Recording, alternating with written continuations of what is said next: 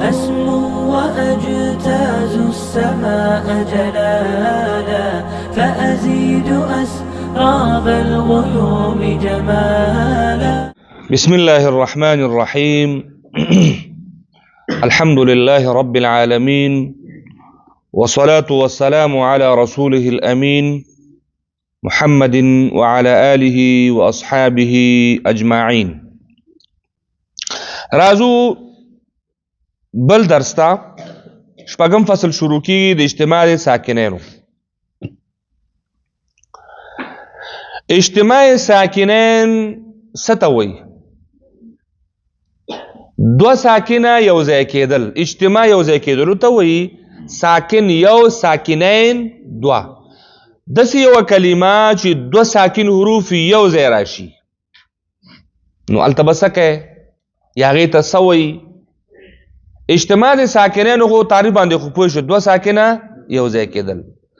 دغه اجتماع ساکنین دوه قسمونه لري، یو ته ویل کېږي علی حده او بل ته ویل کېږي علی غیر حده. اجتماع ساکنین علی حده جائز ده، اجتماع ساکنین علی غیر حده ناجائز ده. خو اوس پیژندل پکار دي. علی حده دې ته وایي چې اجتماع د ساکنینو دا دوه ساکنه چې راغلي دا دواړه په یوه کلمه کې راشي. دا دواړه په یوه کلمه. زه په ساده پوه کوم، ګوره د کتاب عبارت درته نه وایم، ساده هم پوه کوم چې بیا د کتاب عبارت کې د کتاب عبارت لږ هغه لري، سختګي لري، لږ پیچیدګي لري چې بیا دنه غلط نشي. ساده ځان پوه کوي. کله چې دوه ساکنه یو ځای شي او دا دواړه ساکنه په یوه کلمه کې وي، دا ساکنین اصلي وي او که عارضي وي. کله کله عارضي هم دوه ساکنه یو ځای کېدی شي، کېږي که نه؟ د وقف په صورت کې یو به اصلي وي او بل به عارضي وي. نو دا اصلي وي او که عارضي وي خو چې په یوه کلمه کې وي دې ته ویل کېږي علی حده. دا جایز ده او هېڅ مشکل هم نه پیدا کوي. لکه رب العالمین، دلته اجتماع ساکن نه وشو که ونه شو؟ یا ساکنه و مخکې نه او نون تا ساکن که څو شول؟ دوه شول که نه. رحیم دوه شول، والعصر دوه شول، والفجر دوه شول. یو ساکن مخکې نه و، یو عارضي د وقف د وجې نه تا پیدا که. صحیح شو؟ نو دغه اجتماع ساکنین ته علی حده وایي او دې کې هیڅ مشکل هم نشته او دا جایز ده. اجتماع ساکنین علی غیر حده ناجایز ده. هغه څنګه وي؟ دوه ساکنه یو ځای کېږي خو په دوو کلمو کې. دوه کلمې راځي،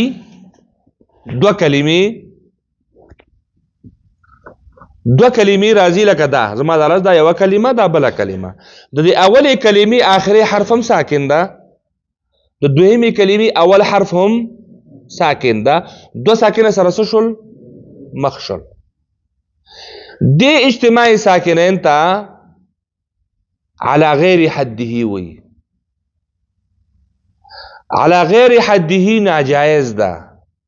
نو چې کله ناجایز ده نو چاره ورته پکار ده، د لارې حل ورته پکار ده، حل لاره ورته پکار ده چې دې سره څه کول پکار دي.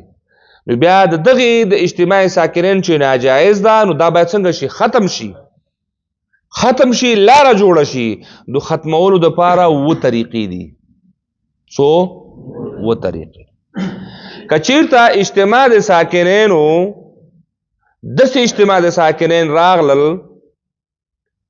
چې اولنی څه شی وي؟ حرف مد وي. متوجه قاری صاحب؟ اولنی مده وي، دقه مده به حذف کېږي. څه به کېږي؟ یعنی چې حذف شو خو یو ساکن ختم شو که نه، څو پاتې شول؟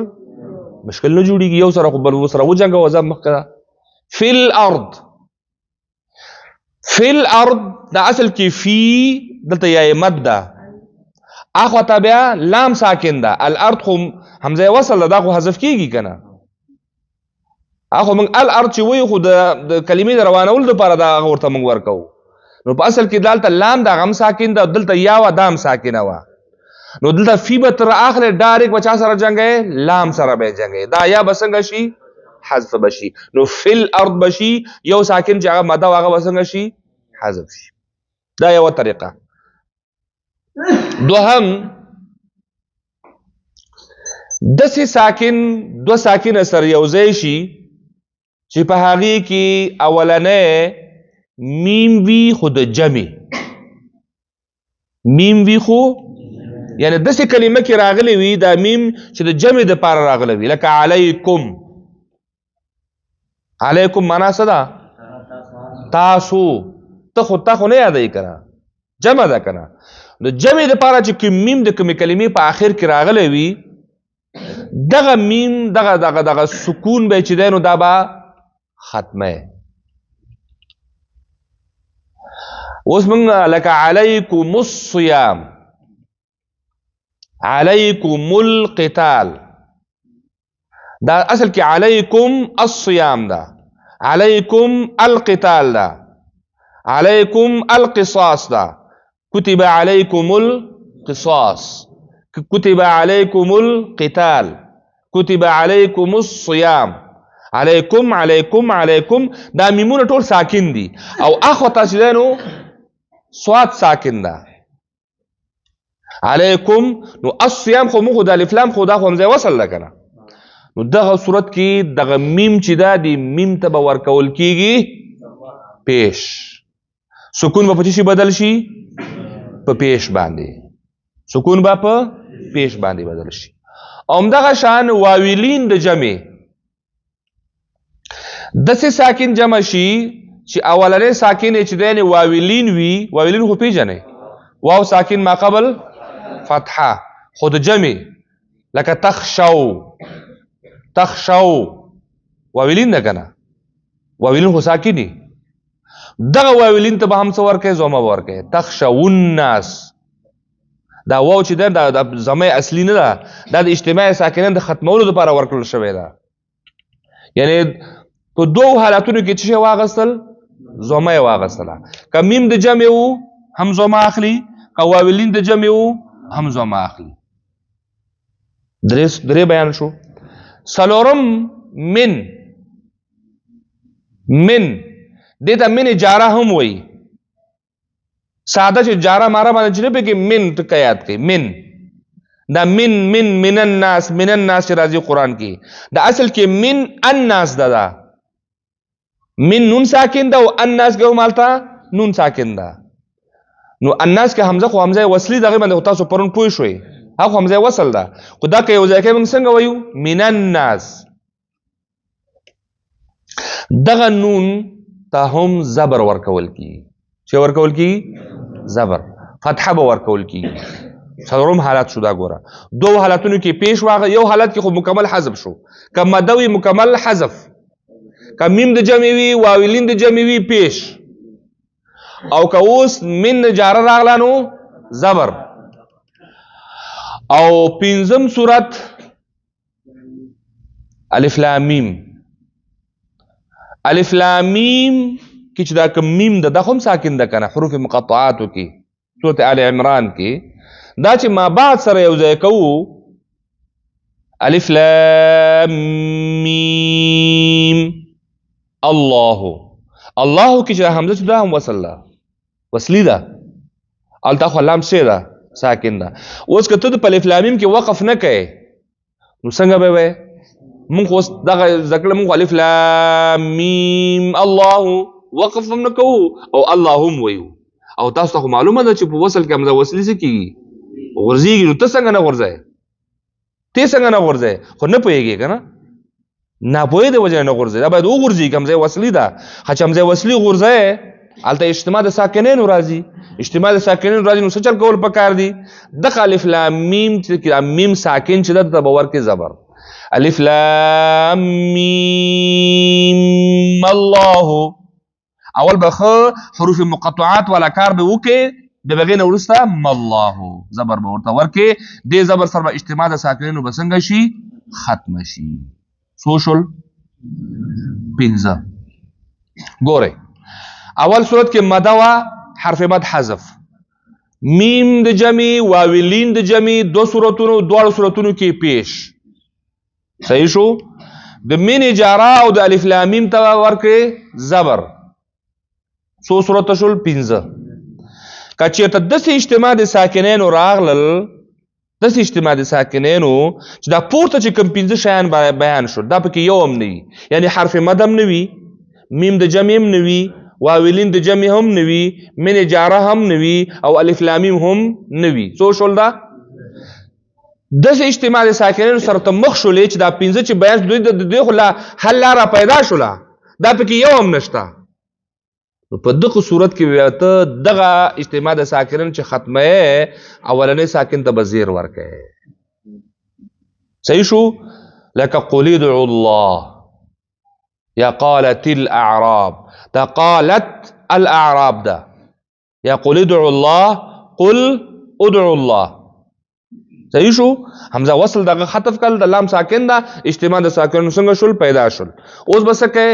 نو الته خو میم د جمع هم نه ده چې پیش ورکې، واولین د جمع هم نه ده چې پیش ورکې، من جاره هم نه ده چې زبر ورکې، الف لام میم هم نه ده چې زبر ورکې، او حرف مد هم نه ده چې حذف کړي. هغه ټول بیان شول کنه.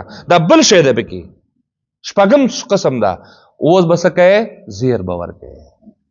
که دا پورتنی 15 نه و نو بیا به څه ورکې؟ زیر به ورکې. نو دا قالت الاعراب په ځای باندې قالت الاعراب به ووایې. صحیح شو. د قالت کې چې کوم هغه ده نو دا حمزه اصلي نه ده، بلکې دا هم عارضي ده او د اجتماع ساکنین د ختمولو دپاره دا ورکړل شوې ده. یا قل ادعوا الله او ادعوا الرحمن چې راځي نو التم قل دا لام ساکن ده، نو چې لام ساکن ده اخو ته بل لام ساکن ده، خو دا خو داسې اجتماع د ساکنینو راغله چې نه حرف مد چې حذف کم، نه میم د جمع ده چې پیش ورکم، نه واولین د جمع ده چې پیش ورکم، نه من جاره ده چې زبر ورکم، نه الف لام میم ده چې زبر ورکم. نو څه به کوم؟ اوس به ورته زیر ورکوم. صحیح شو. دا قانون شو. دلته به څه ورکوې؟ زیر به ورکوې. څو حالات شول؟ شپږ. اصل حالتونه هم دا شپږ دي، خو یو حالات په تنوین کې کله کله پیدا کېږي، ځکه په تنوین کې خو نون ساکن پروت ده کنه، په تنوین کې نون ساکن پروت ده. لکه بزینتن، او آلته چې دی نو الکواکب، آلته لام ساکن ده، نو حمزه خو وصلی ده، حمزه خو په ټولو کې خو وصلی ده کنه. په دغه صورت کې بیا څه کوې؟ یعنی دا هم دغه شپږم حالات د اصل کې، دا هم دغه شپږم حالات سره سمون خوري، خو دا صرف په تنوین کې ده. په تنوین کې لکه دی هغه پکې ده چې تنوین په نون کې خبره ده.